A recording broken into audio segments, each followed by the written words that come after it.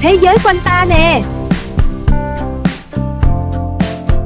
Không ai có thể quay ngược thời gian, nhưng ai cũng có thể tạo ra một kết thúc đẹp hơn. Có những đêm, con người nằm thao thức, không phải vì ngày mai, mà vì ngày hôm qua. Giá như hôm ấy can đảm hơn một chút, giá như hôm ấy đừng nóng giận, giá như hôm ấy nói một lời xin lỗi, giá như hôm ấy giữ một người ở lại. Chỉ 2 chữ giá như đã đủ giữ chân biết bao con người suốt nhiều năm. Nhưng cuộc đời chưa bao giờ tồn tại một cánh cửa mang tên quay lại. Mọi chuyến tàu đã rời ga đều không chạy ngược.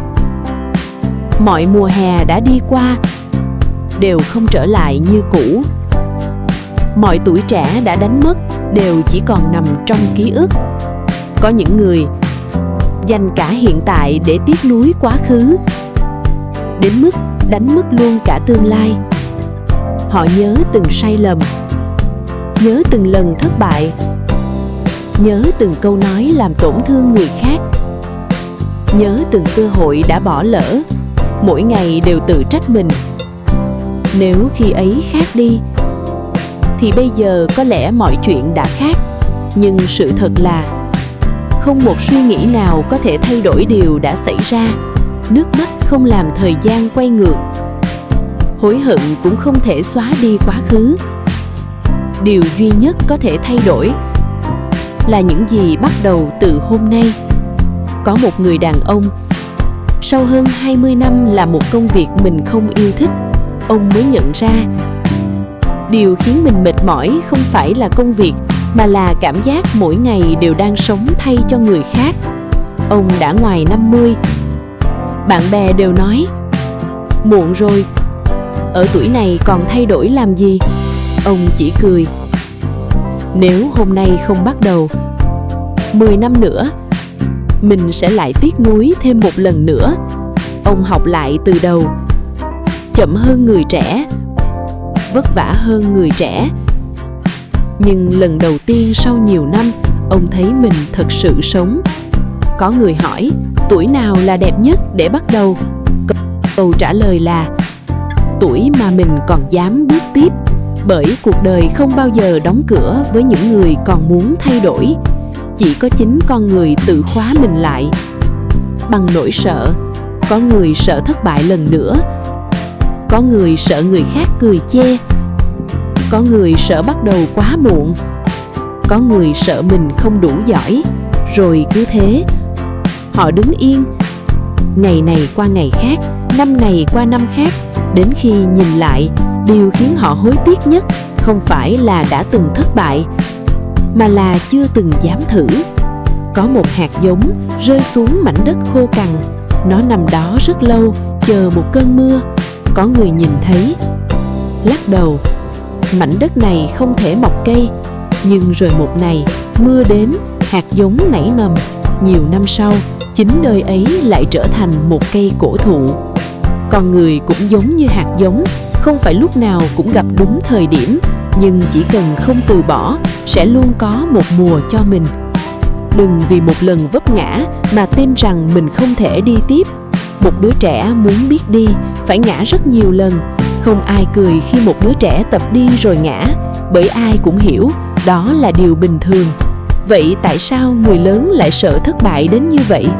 Có lẽ chúng ta quên mất mọi thành công đều được xây từ những lần chưa làm được. Có người mở cửa hàng đầu tiên rồi phá sản, lần thứ 2 vẫn thất bại, đến lần thứ 3 mới thành công. Có người thi trượt nhiều lần nhưng cuối cùng vẫn trở thành người mình mong muốn. Có người từng đánh mất tất cả rồi lại gây dựng từ 2 bàn tay trắng.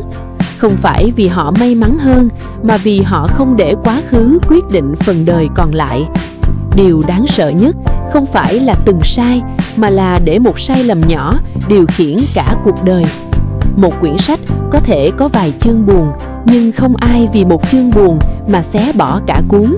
Một bộ phim có thể có những phân cảnh tối tăm, nhưng không vì thế mà khán giả bỏ về khi chưa xem đoạn kết.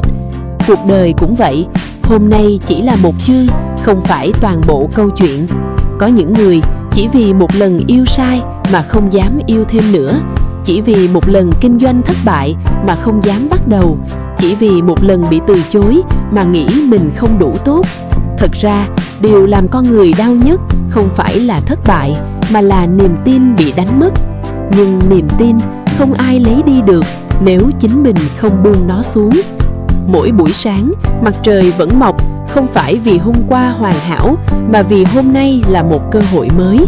Cây cối vẫn đâm chồi sau những ngày mùa đông lạnh giá.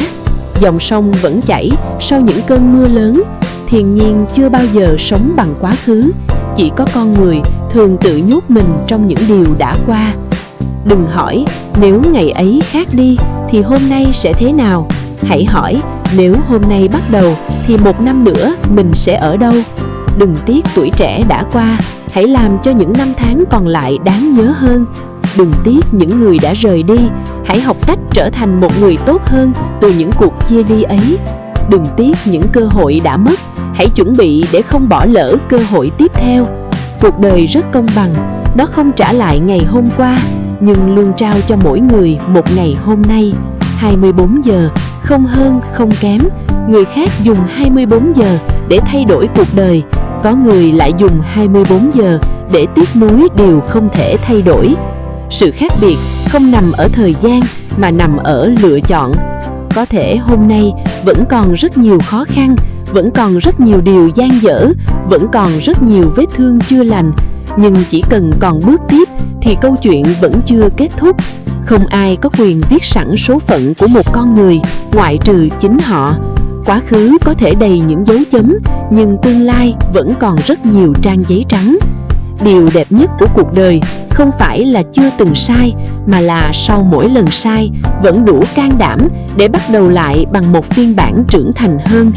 Rồi sẽ có một ngày khi ngoảnh đầu nhìn lại, những điều từng khiến mình đau đến mức ngủ lại chỉ còn là một kỷ niệm. Những thất bại từng nghĩ không thể vượt qua lại trở thành bài học quý giá nhất. Và khi ấy, con người mới hiểu không ai có thể quay ngược thời gian để bắt đầu lại, nhưng chỉ cần dám bắt đầu từ hôm nay thì vẫn luôn có thể tạo nên một đoạn kết hoàn toàn khác. Bởi cuộc đời không được quyết định bởi nơi đã từng ngã xuống, mà được quyết định bởi nơi con người chọn đứng dậy. Cảm ơn cả nhà đã xem cùng mình. Hẹn gặp lại ở clip sau nha. Bye bye. Nhớ đăng ký kênh Hoa Nắng để ủng hộ mình nhé.